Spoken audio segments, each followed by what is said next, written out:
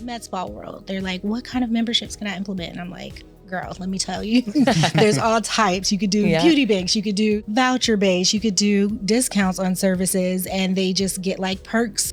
And or like, you could have them come in and have a dedicated membership time that they can come in. There's so many different avenues you can take for memberships. It doesn't have to be that, standard type of you get a massage a month. It could be very creative in how you're approaching it. I think those conversations need to happen more so we can start seeing that revenue boosting.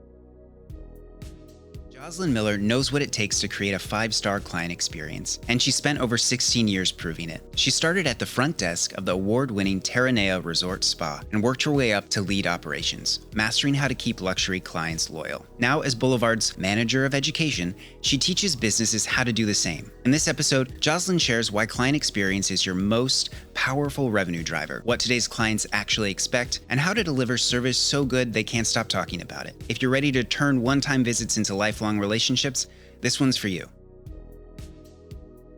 We work in the beauty industry, so clunky software is just not the vibe. Boulevard is sleek, made for beauty pros, and gets you compliments, not complaints, from clients. Podcast listeners get 10% off plus free guided setup. So head over to join blvd.com/podcast to claim the special offer. Thank you so much for joining us today. Joz, you are one of my favorite people in the world, and I'm so excited that we get a chance to talk to you today. So why don't we start out by telling everyone a little bit about yourself and what led you to this industry? I'm 23. Wow. What the hell is happening? Everyone. I am overthinking. Keep that in. Born and raised in Los Angeles, Hawthorne and Inglewood to be specific. Currently living in Louisiana, Baton Rouge, shout out BR. Working for Boulevard as our manager of education, which has been truly a whirlwind. And just a lover of traveling and all things luxury and all things client experience, which I know we're going to get into a little bit later. Yes. What led you to the industry? It's actually kind of a interesting story. I wasn't really led to the industry. I feel like I just plopped into it. I was originally working at a diamond, like an engagement store. Oh, cool. And I remember on my lunch break, somebody told me that a resort was hiring. They were doing this big, hiring fest. And during my lunch break, literally ran down to Palos Verdes in California, did an interview, got hired on the spot, and literally went back to work at the diamond place and gave them my 2 weeks notice. Wow. And that's literally how it started. I got hired in the spa at a resort and was working front desk and literally fell in love with pretty much all things resort, all things spa, all things luxury, wellness. It was just a different type of experience from what I had had with previous jobs, and it just stuck with me. I can only imagine what went down at that front desk. It's so busy at Terranea. Yeah. There's a lot. I'm sure you have the best stories. But Oh, yeah. I can write a book. Yeah, I'm sure you could. Yeah. So talk about that journey. Terranea is known for having really incredible client experience. What was that like learning it pretty much on the job? That was your first go at it. So how did you support that, learn it, all of that? So I started at the resort about a year after they opened. So I feel like they were still in the process of learning what they could potentially do. Of course, as you go and as we speak to all the owners, that are even on our podcast that we're speaking to, as you go, you're learning. And as you go, you're creating new processes and what's working. And you're getting that experience or that understanding from your clients and then bringing that back, refining it, and then trying it again. So I feel like a lot of my learning was on the spot, and it was like, okay, that didn't work. Here's a suggestion. And even though I wasn't necessarily in management when I first started, I was having those thoughts and those type of conversations on the suggestions that we could do going forward and how we can refine approaches just to make that experience better. Because if I'm front desk, I'm front and center. I'm the one that's getting all the good, the bad, conversations. So you, of course, are trying to do everything to make someone happy. You want to make sure they're feeling good when they're leaving. Someone comes to a spa because they're stressed. You want to make sure they're leaving the opposite and not leaving crying or stressed more than what they were when they came in. So those type of conversations and making sure that we're addressing them, in that moment is kind of what made me fall in love with the client experience and refining that. You've often said that the client journey starts before they walk through the door. So what do you think are some of those early touch points that maybe businesses tend to miss? Yeah, I think it's really important to make each experience customized in some type of way. I think you can gather information before a client walks into the location just so that you are able to customize that experience once they get in there. So whether it be you understanding exactly what they're coming in for. Well, perfect example. I remember there was a fire. Of course, we have fires in LA often. There was a fire that happened and someone lost their home. So they were staying at the resort during that time and getting spa services. But in their like intake form, we were able to see exactly like why they were there. And it was literally like just a one sentence, like, we're trying to get away because we have been affected by the fires or something of that sort. And we were able to take that and understand how to approach, their conversation. Like, as opposed to being really excited, like, hey, welcome. It's more like, I'm here to help you. Like, more empathy type of approach.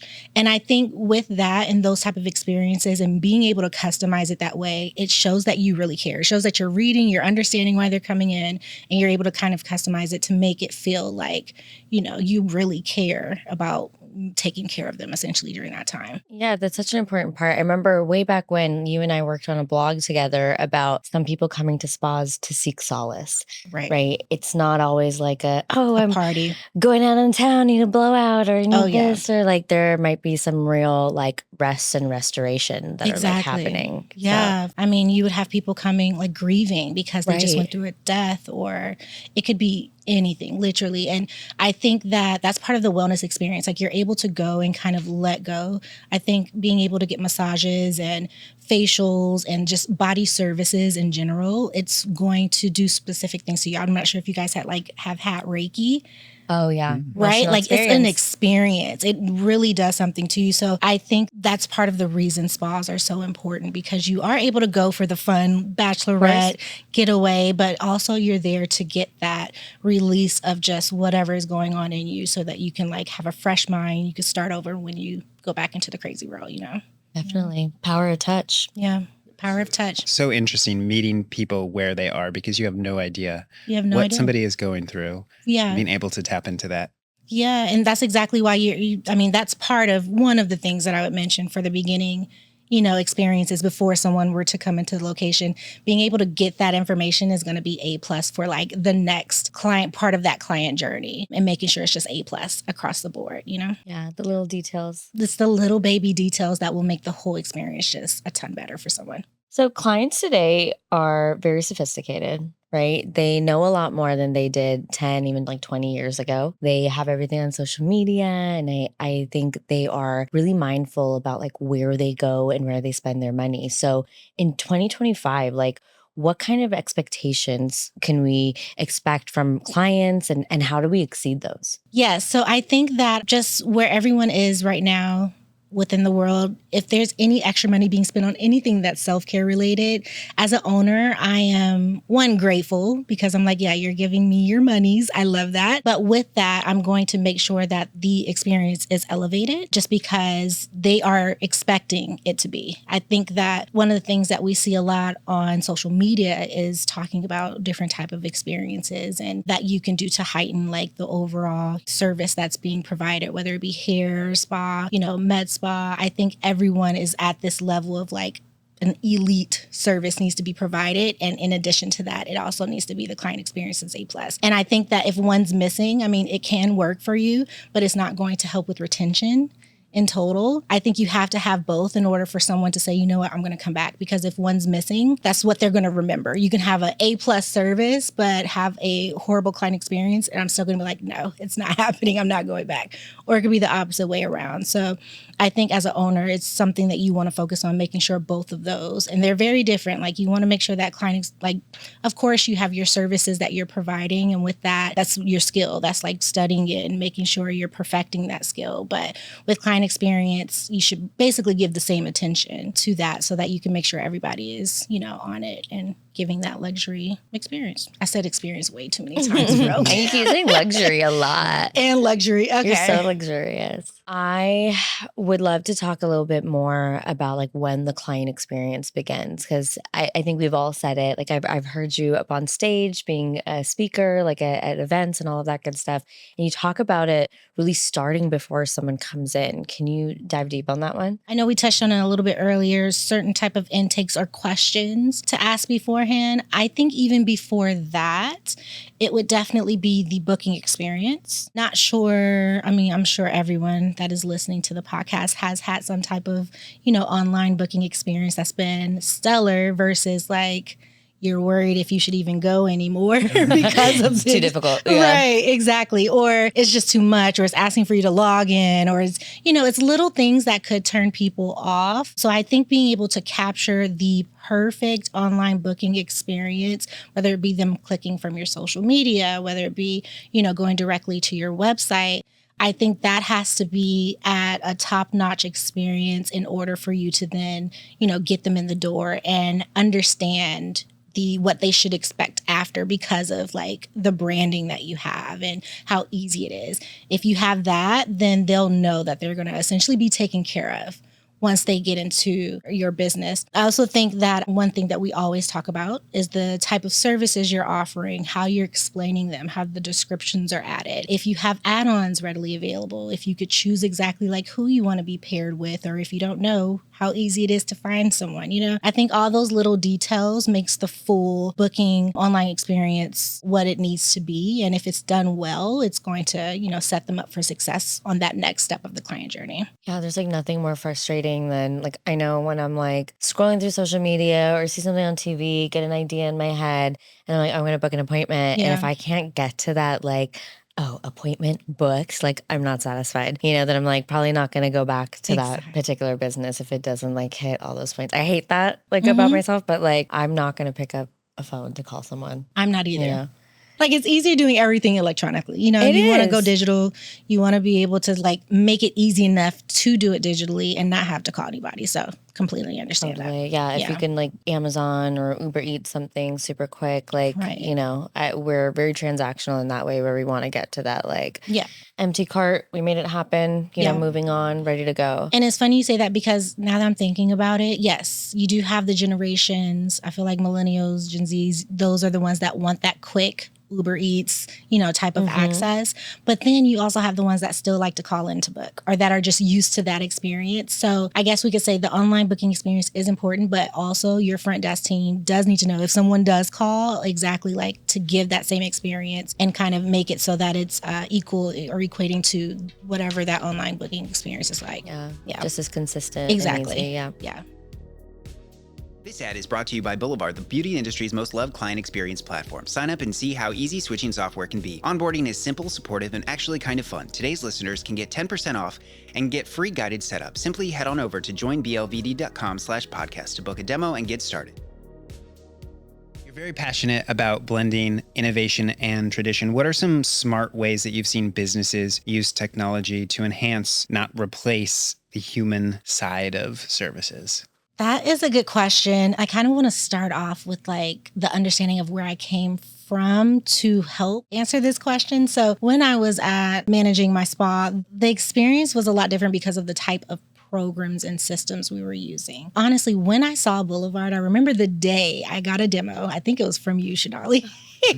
Going way back when. I remember thinking this is like the future. This is exactly what people would expect. I didn't even know it was something that existed. Like I didn't know how advanced booking solutions and like our client booking experience, I didn't know how advanced it could be until I saw Boulevard. So once I saw it, I was like, yes, 100%. I don't care what I need to do. Like, I don't care what my job title is. I want to be on y'all crew.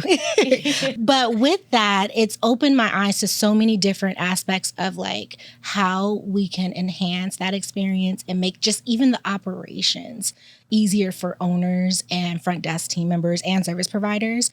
So, I mean, if you aren't using the basics, you're probably struggling or using more time within your day doing manual things than you need to. So something as simple as the check-in experience. In our spa, for example, we wanted to have that interaction where you are having a face-to-face like welcome. But if you can imagine, let's say it's a Saturday and there's a line of 10 people, there's 2 sections, there's a line of 10 people, you have to, like, that is a worse experience or a not so good experience when you're first walking into a spa. Like, you hear the tranquil music, but you have to now stand in line with 10 people in front of you. Right. Yeah. It's a hot mess. The experience for checking in, self-check-in, for someone to be able to wait, and then you take them to an area or you take them to like a waiting area so then you can give them that one-on-one time when someone's available. That is what would take it to the next level. And that's exactly something that, for example, Boulevard has, where you can do the, the check-in experience,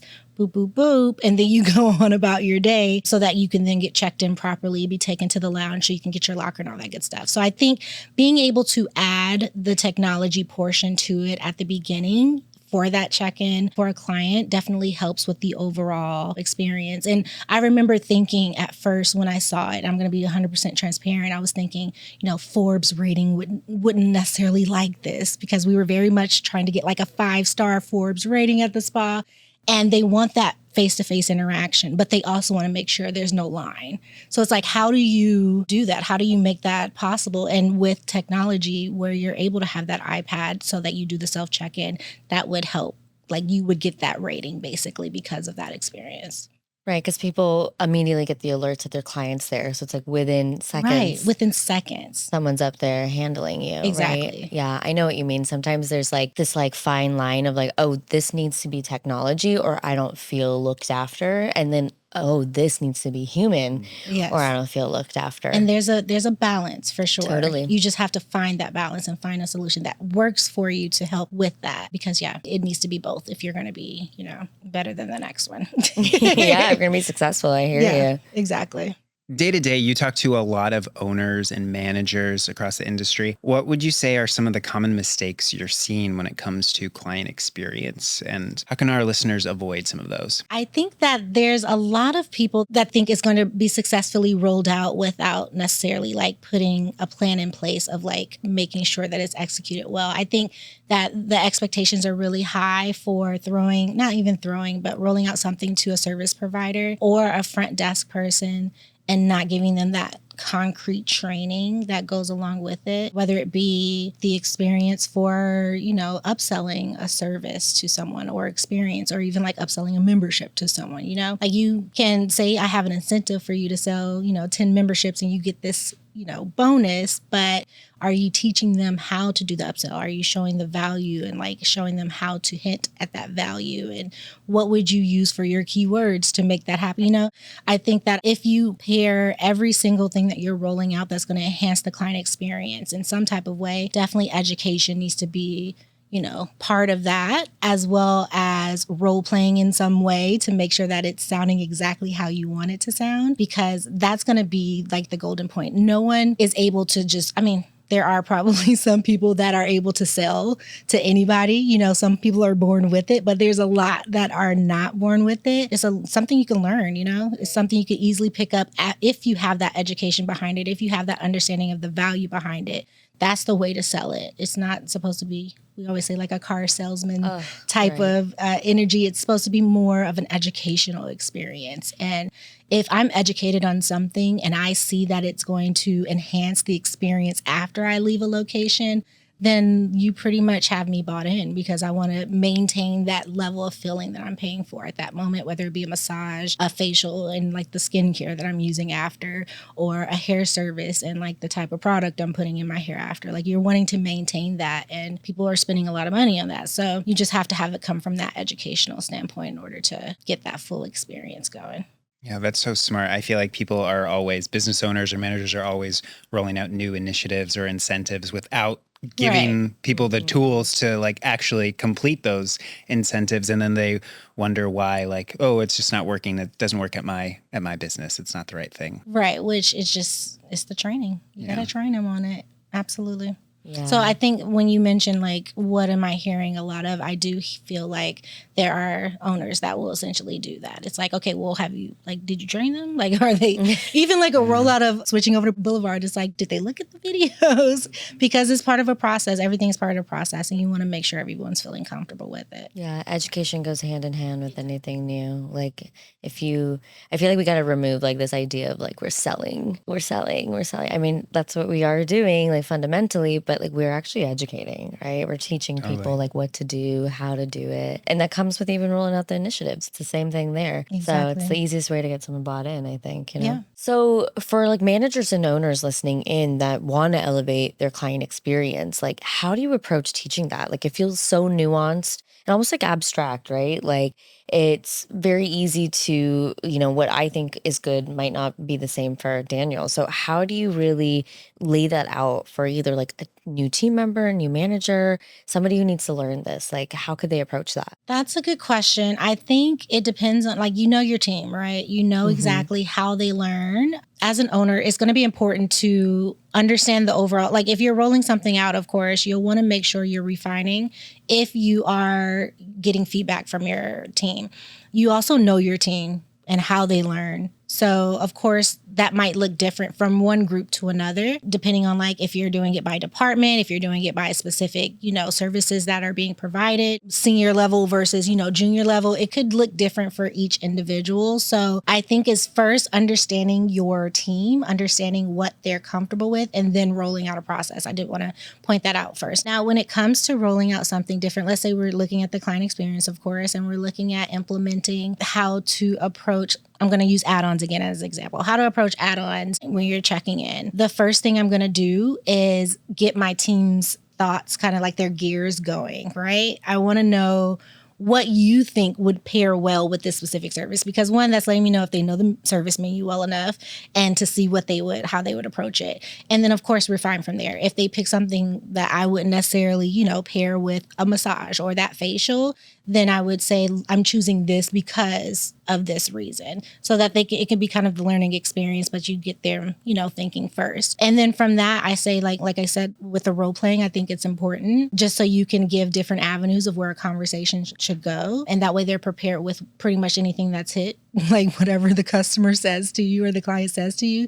You know exactly how to approach it. And then I also feel like how I mentioned that you're not necessarily one of that car salesman's experience. You have to teach somebody how to be able to sell and how to have it for it. So that value conversation of like understanding exactly what's in the products that are going to be used, the value behind using it every single week versus like coming back once a month to use it. Like those are the kind of conversations you would want to have with your client and give that experience so that they can then, understand that value and be able to say, yeah, this is why I'm going to choose this add-on. They upsold me on it. The one thing that I did love at our spa is we have amazing rooms. Like there were specific rooms that overlooked the ocean, rooms that had like saunas and tubs built into it. And we would leave those doors open while people were walking through the hallway so that they could see it. And that is like, okay, I know that I want that room next time. That is an experience. Having a room, you're going to get the same exact massage, essentially paying the exact same amount,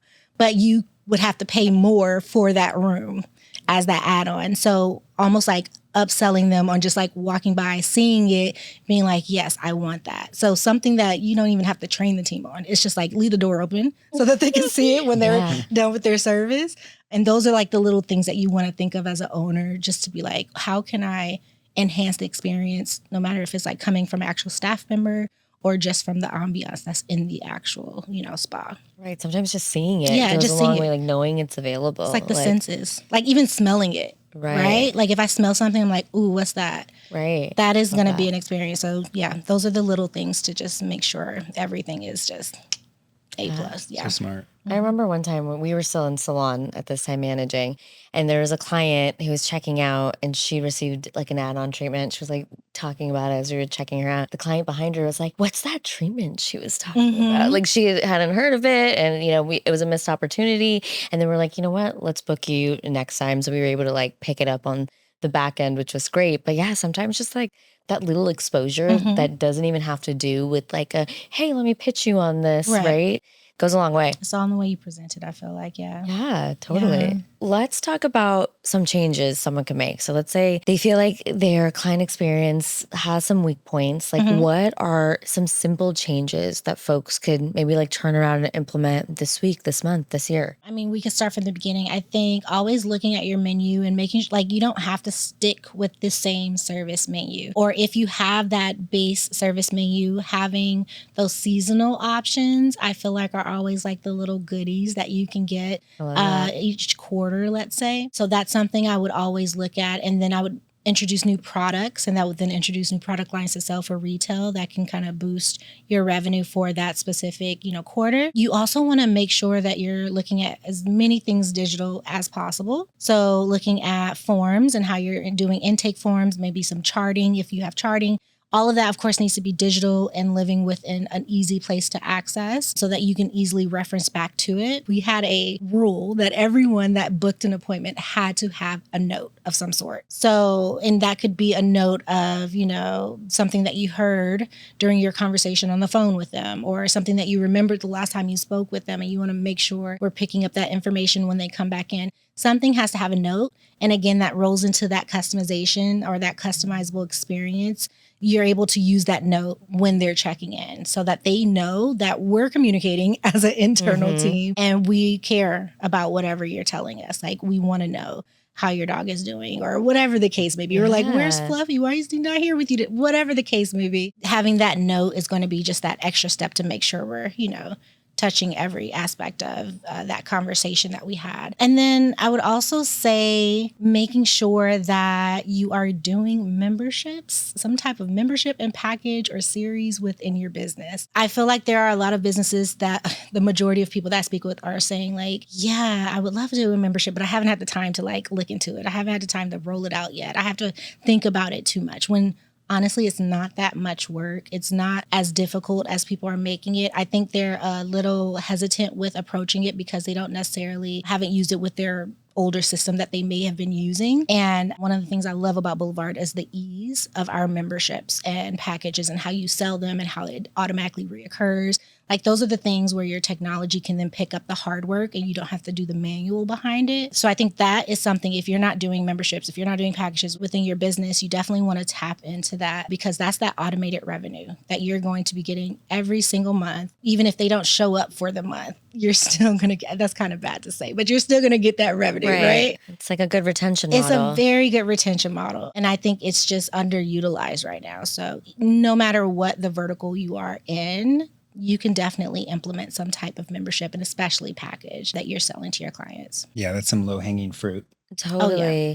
Also, it's like a great gift for loyal clients, because let's face it, memberships have an enhanced experience, right? There might be a little perk on add-ons, or you know what I'm saying? You can get real creative, a small with discount, whatever it is, but I'm coming more frequently than I probably would have. So you get to create this VIP client list almost through your memberships. Very cool. I mean, if I get a membership at a spa, I'm going to that specific spa. I'm not going to the one next door. So you have that retention there. You have that loyalty there. A lot of people, I would say I don't know, med spa world, they're like, what kind of memberships can I implement? And I'm like, girl, let me tell you, there's all types. You could do beauty banks, you could do voucher based, you could do discounts on services, and they just get perks. And, or you could have them come in and have a dedicated membership time that they can come in. There's so many different avenues you can take for memberships. It doesn't have to be that, standard type of you get a massage a month. It could be very creative in how you're approaching it. So I think those conversations need to happen more so we can start seeing that revenue boosted, specifically with the memberships. I love that. I feel like retention's a concern for everyone always, no matter what's happening in the world. So that makes it pretty easy. Yeah. Well, thank you so much for joining us today, Joz. This has been so much fun.